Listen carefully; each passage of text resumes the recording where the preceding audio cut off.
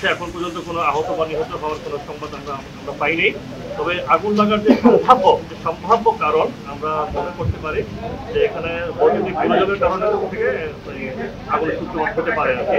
তবে ক্ষয়ক্ষতির পরিমাণটা আমরা এখনো আইডেন্টিফাই করি নাই। এটা সম্পূর্ণ নির্বাচন করার পর যখন আমাদের টিম এটা ইনভেস্টিগেশন করবে পুরোপুরি ভাবে, তখনই আমরা আসলে বলতে পারবো যে ক্ষয়ক্ষতির পরিমাণ কিরকম ছিল আর কি।